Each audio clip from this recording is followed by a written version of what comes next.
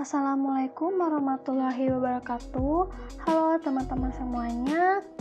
Semoga kalian selalu sehat dan tentunya selalu menerapkan protokol kesehatan. Balik lagi bersama saya, Junior Alisa, di mata pelajaran Prakarya dan Kewirausahaan. Nah, kita masih di bab pengolahan makanan internasional. Sekarang kita masuk sub materi bahan kemas makanan internasional. Kemasan adalah kegiatan penempatan produksi ke dalam wadah dengan jenis material lainnya yang dilakukan oleh produsen untuk disampaikan kepada konsumen.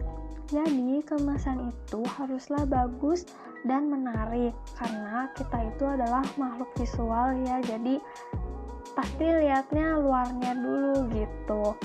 Nah, selain rasa, kemasan juga merupakan suatu citra dari produk yang dijual. Nah, kemasan yang dibuat haruslah dapat menjaga mutu produk hingga sampai ke tangan konsumen. Banyak faktor yang mempengaruhi mutu produk ketika mencapai konsumen, seperti kondisi bahan mentah, metode pengolahan, dan kondisi penyimpanan. Fungsi kemasan yang harus memenuhi persyaratan yaitu yang pertama, memiliki kemampuan atau daya membungkus yang baik untuk memudahkan dalam penanganan, pengangkutan, distribusi, penyimpanan, dan penumpukan. Yang kedua, kemampuan melindungi isinya dari berbagai risiko dari luar, seperti udara panas, dingin, kemudian terhindar dari kontaminasi mikroorganisme. Yang ketiga, itu memiliki kemampuan sebagai daya tarik terhadap konsumen. Yang keempat, itu persyaratan ekonomi. Yang kelima, mempunyai ukuran, bentuk, dan bobot yang sesuai dengan norma atau standar yang ada. Nah, kemasan yang bagus harus memiliki sifat yang pertama, permeabel terhadap udara, yang kedua, bersifat non-toksik dan inert, yaitu tidak menyebabkan reaksi kimia, yang ketiga, kedap air, yang keempat, kuat dan tidak mudah bocor, yang kelima, relatif tahan terhadap panas, yang keenam, mudah dikerjakan secara massal dan harganya relatif mudah. Nah, cara-cara pengemasan berhubungan erat dengan kondisi produk yang dikemas dan dipengaruhi juga sama cara transportasinya. Jadi, diharapkan kalau kalian ada jualan makanan nih, ketika kalian mengirimkan produknya itu si kemasannya itu tidak penyok sehingga bisa mempengaruhi tampilannya. Nah, kemudian kemasan dapat digolongkan berdasarkan beberapa hal, antara lain itu ada 5.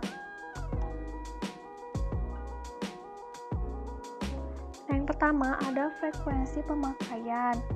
Itu ada kemasan sekali pakai, kemasan yang langsung dibuang setelah 1 kali pakai. Contohnya bungkus permen, bungkus daun, karton dus, dan makanan kaleng.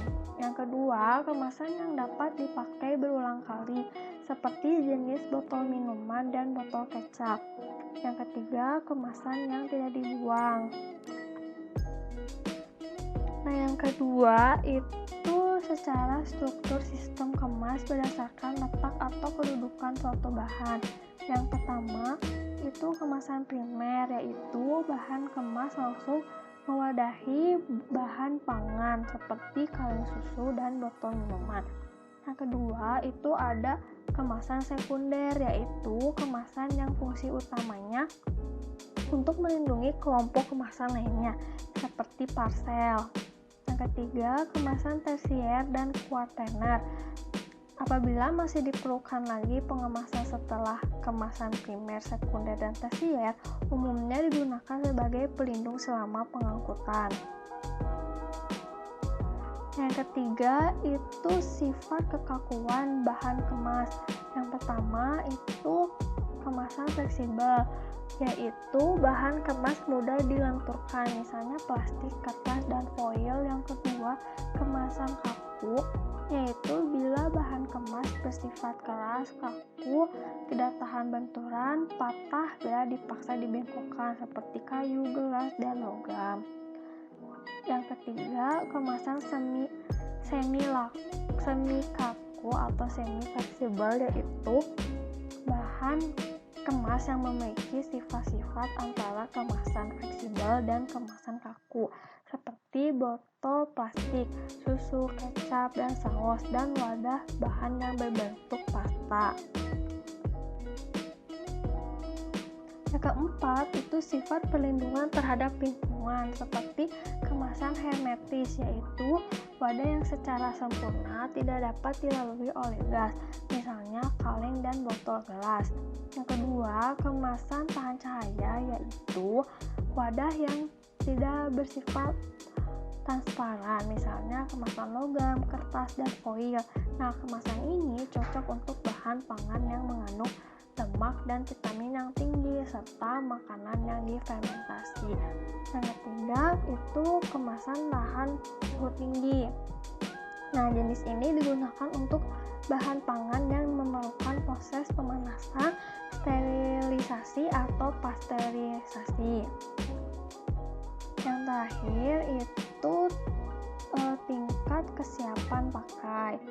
Nah, yang pertama itu ada wadah siap pakai, yaitu bahan kemas yang siap untuk diisi dengan bentuk yang telah sempurna sejak keluar dari pabrik. Contohnya adalah wadah botol, wadah kaleng, dan sebagainya.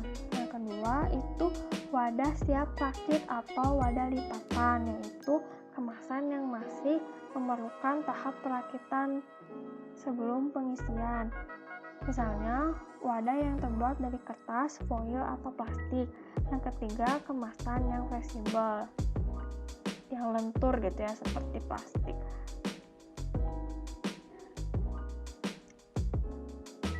Nah, pengemasan merupakan sistem yang terkoordinasi untuk menyiapkan barang menjadi siap untuk ditransportasikan, didistribusikan, disimpan, dijual, dan dipakai. Kemasan produk makanan merupakan hal yang tidak dapat dipisahkan dari kehidupan masyarakat setiap harinya. Hampir setiap kegiatan berbelanja pasti menggunakan kemasan. Bahkan untuk menyimpan makanan di rumah pun, masyarakat tidak dapat terlepas dengan kemasan. Nah, untuk itulah hendaknya kita lebih berhati-hati dalam memilih sebuah kemasan produk yang sehat dan aman, terutama untuk makanan. Nah, seiring dengan berkembangnya berbagai bahan untuk membuat kemasan produk makanan, sekarang ini keamanan kemasan produk mulai diperhatikan oleh konsumen. Terlebih lagi, sekarang ini gaya hidup sehat telah menjadi tren di kalangan masyarakat Indonesia. Masyarakat tidak hanya memilih bahan baku yang digunakan untuk membuat menu makanan, namun kemasan produk sehat dan aman jadi pilihan konsumen. Nah, agar kemasan produk khususnya makanan dapat berfungsi dengan baik, maka bahan membuat kemasan produk makanan seharusnya memenuhi kriteria. Nah, yang pertama, kriterianya tidak beracun, kemudian kedap udara, kedap air, kemudian mudah dibuka dan ditutup, antimikroba apalagi ya, mudah dibuang, mencegah kebocoran produk, kemudian tidak merusak lingkungan. Jadi sebisa mungkin kemasannya itu bisa digunakan kembali, karena ada kemasan yang memang tidak bisa diurai gitu, bisa diurai tapi membutuhkan waktu yang sangat lama untuk diuraikan, sehingga itu bisa merusak lingkungan. Yang nomor 9, cocok dengan produk yang dikemas. Yang 10, memenuhi kebutuhan ukuran, berat, dan juga bentuk. Jadi misalnya si makanannya itu bentuknya kubus atau persegi 4, kan nggak mungkin ya bentuk kemasannya itu segitiga gitu ya. Nah, berikut ini saya akan menampilkan suatu video lah ya, video siapa tahu kalian ada satu ide gitu ya untuk membuat kemasan yang menarik.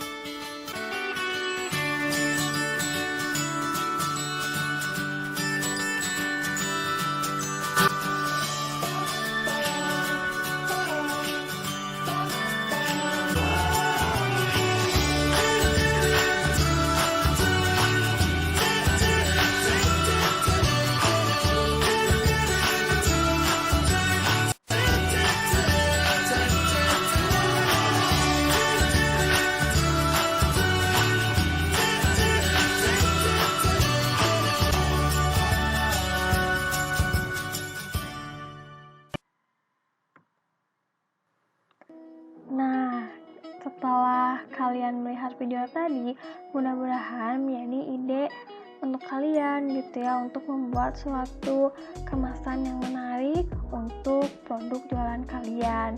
Sekian dari pembelajaran hari ini. Terima kasih. Assalamualaikum warahmatullahi wabarakatuh.